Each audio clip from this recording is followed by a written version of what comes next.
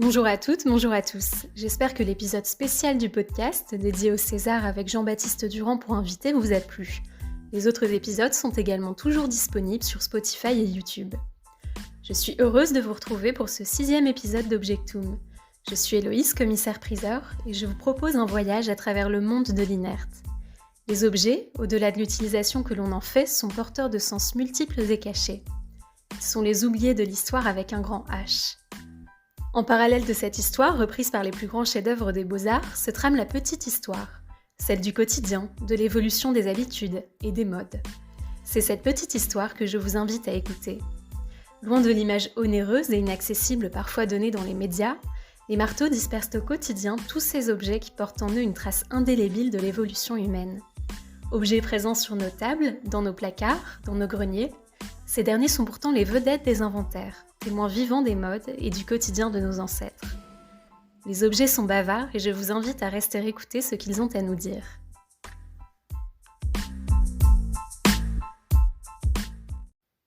Je vais vous parler d'un accessoire souvent offert pour les anniversaires marquants, les départs en retraite et les grands événements de manière générale. Il se noue autour du cou ou se porte en bandeau, voire en ceinture pour accessoiriser une tenue. Portant un nom associé à son format, il se présente dans la mythique boîte orange de la marque. Vous l'avez deviné, nous allons plonger dans l'histoire du carré Hermès, si fréquent en salle des ventes, aussi bien dans les ventes dites courantes que dans les ventes spécialisées de mode. Je vous propose de découvrir son histoire en quelques minutes et de plonger dans un objet phare de cette maison bien connue, fondée en 1837 à Paris. Celle-ci est dans un premier temps spécialisée dans les harnais et les selles. Dès la fin du XIXe siècle, avec l'arrivée de l'automobile, Hermès se diversifie au-delà du monde équestre, avec le développement de la maroquinerie notamment. Viennent ensuite les vêtements et l'accessoire, pour en arriver à notre carré. À l'origine de celui-ci, deux inspirations historiques principales, à savoir les mouchoirs commémoratifs à la gloire de Napoléon et les mouchoirs de cou portés par les soldats à la fin du XIXe siècle, dits mouchoirs d'instruction militaire. Pour les soldats, ces mouchoirs transmettaient clairement les modes opératoires à suivre pour monter et remonter un fusil ou encore transporter un blessé, le tout en dessin. Un dispositif fortement utile pour les personnes analphabètes afin de comprendre simplement et rapidement les instructions. Partant de ces inspirations, la maison Hermès a choisi une matière particulière, le twill de soie, qui n'est pas sans rappeler les vestes des jockeys, renouant ainsi avec la tradition équestre. À quand auriez-vous fait remonter la naissance de cet accessoire mythique ? C'est en 1937 que le premier carré, jeu des omnibus et dames blanches, voit le jour sur une idée de la styliste Lola Prussac.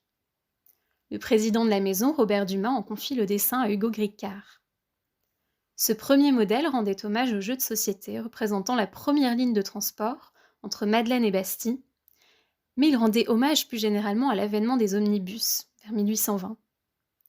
À l'origine, les premiers carrés ont été conçus avec de la soie importée de Chine et extrêmement résistante. Mais ils étaient parmi les objets les plus accessibles de la maison. Cette qualité et les designs successifs qu'il adopte font rapidement de lui un must, adopté par les personnalités publiques notamment. Chacun et chacune se l'approprie alors à sa manière, noué autour du cou ou en bandana, voire en écharpe pour maintenir le bras cassé de Grace Kelly en 1957. À ses côtés, ce sont également Jackie Kennedy, le modèle astrologie, Elisabeth II, Audrey Hepburn, Brigitte Bardot et Sophia Loren qui se l'approprient dans leur garde-robe. Aujourd'hui, on estime qu'un exemplaire du carré, appellation choisie dès les années 60, est vendu dans le monde toutes les 30 minutes. Techniquement, son format varie aujourd'hui du gavroche au bandana et au carré de 70 ou 90 cm de côté. Mais revenons sur sa production. À Bussière, dans la Loire, les cocons de soie sont dévidés, positionnés sur un tambour pour créer une bobine qui ira sur le métier à tisser. 300 cocons de soie sont nécessaires à la création d'un carré, soit 450 km de fil. Les artisans regardent le rendu à la loupe pour chasser le moindre défaut. Quant au décor, ce carré se veut le support de motifs inspirés du monde équestre au départ, mais plus largement des arts dans toute leur diversité. Tout débute, comme de nombreux domaines à l'instar de la joaillerie ou des arts décoratifs, par un dessin. Fait à la main, aquarellé et souvent peint, le modèle donne vie à l'imagination de l'artiste sollicité. Une fois le modèle obtenu, des artisans détourent à la plume et l'encre de Chine tous les détails du dessin, pour pour produire des clichés successifs superposables. Chaque dessin appelle à autant de clichés qu'il ne contient de couleurs, un peu à la manière de la lithographie où un passage sous presse équivaut à la position d'une couleur. En quête d'harmonie, les équipes Hermès étudient longuement les couleurs à apporter à ce dessin, le tout étant de créer un impact visuel fort. Les teintes recherchées sont obtenues par mélange de pigments et solvants dosés minutieusement. Un nuancier de plus de 75 000 teintes répertorie les différents dosages. Et en atelier, ce sont les préparateurs de couleurs qui se collent à cette tâche. Les motifs sont ensuite imprimés, et pour ce faire, un grand espace est requis.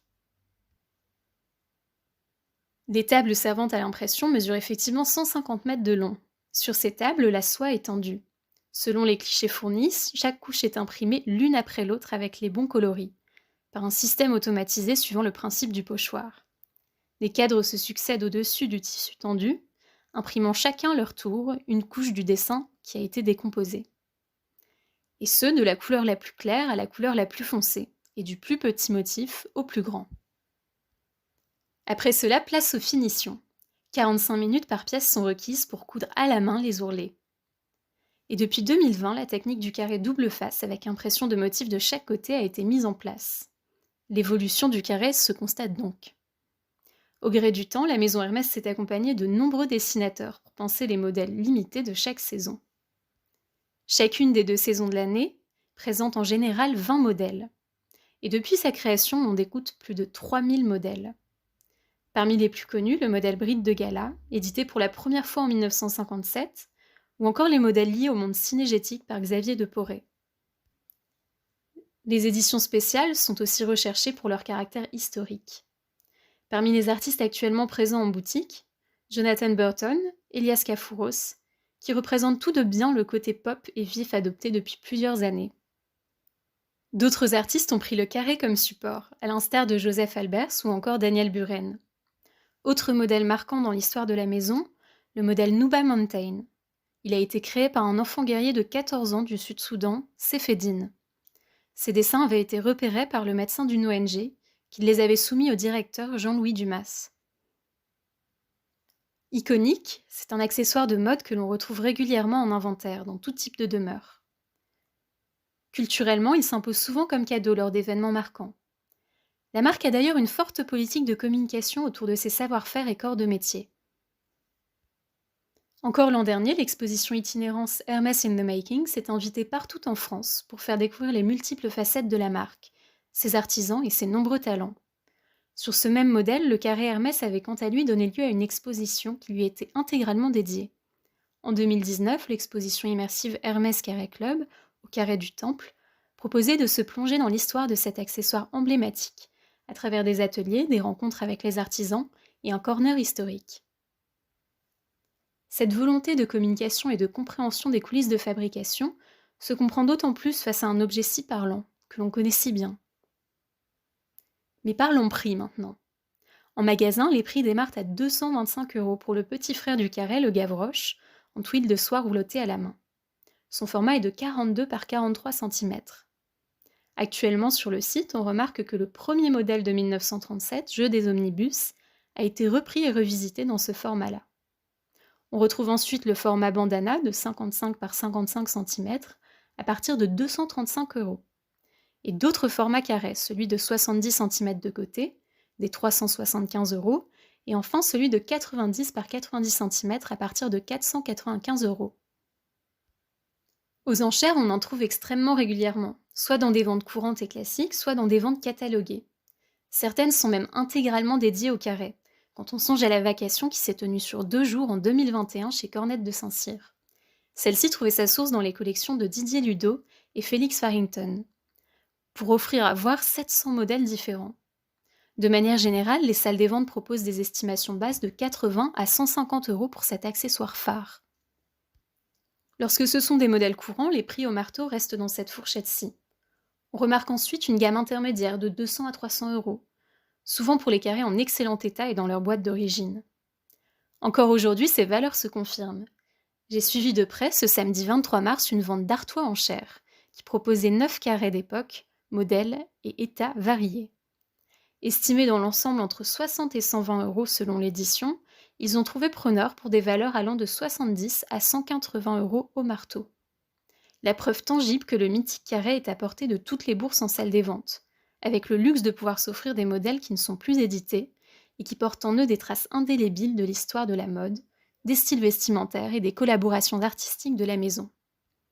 Si vous voulez dénicher le vôtre, vous aurez l'embarras du choix. Sur Interenchères à ce jour, je vois plus de 300 résultats affichés quand je tape carré de soie Hermès, pour plus de 90 sur la plateforme Drouot.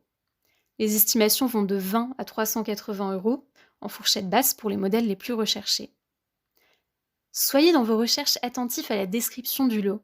L'état précis y est mentionné, présence ou non de la boîte, taches, trous, éventuelles usures. Les commissaires-priseurs sont là pour vous renseigner. L'hôtel des ventes de Carcassonne en propose plusieurs lors d'une vacation du 13 avril. Et à Bordeaux, maître Yann Baratou propose une très belle sélection de plus de 60 carrés issus d'une même collection, au sein d'une vente mode vintage le 12 avril prochain. Les estimations vont dans cette vente de 100 à 400 € en fourchette basse. Les modèles sont très colorés et variés. Bali Barré, directrice artistique Hermès pendant plus de 17 ans, déclarait aimer le renouvellement des motifs du carré, pour, je cite, qu'il soit profond et chic ou gai et pétillant, pour qu'il plaise aux mères comme à leurs filles, avec toujours cette arrière-pensée, qu'il demeure beau, malgré le temps qui passe. Le foulard Hermès n'est pas un produit jetable. J'aime beaucoup cette citation qui résume bien l'esprit du carré. Sa forte présence en salle des ventes, en brocante, en friperie le démontre, le carré plaît. J'élargirais même la citation au-delà de la relation mère-fille. Les foulards de nos grands-mères se transmettent aux jeunes femmes et aux jeunes hommes de notre génération qui ne manquent pas d'inventivité pour le porter, soit à l'anse d'un sac, autour du cou, sur la tête, en ceinture ou en top.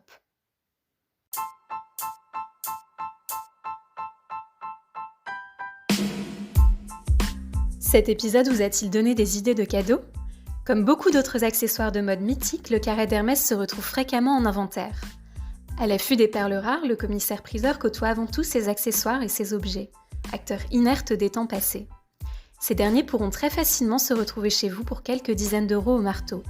Je ne peux que vous encourager à vous aventurer dans une salle des ventes proche de chez vous ou sur les plateformes Drouot et Interenchères. D'ici le prochain épisode, n'hésitez pas à plonger dans vos placards pour retrouver les vêtements et accessoires de vos parents et grands-parents et oser les réassortir pour leur donner une seconde vie. Partagez-moi vos trouvailles qui pourront, qui sait, faire l'objet d'un prochain épisode. Si le podcast vous a plu, n'hésitez pas à le noter sur votre plateforme d'écoute et à le relayer sur vos réseaux sociaux. Vous pouvez également vous abonner pour ne pas manquer les prochains épisodes sur Spotify et sur YouTube, à travers la chaîne Objectum Commissaire Priseur. Et pour échanger, je vous invite à me suivre sur la page Instagram hdb.cp.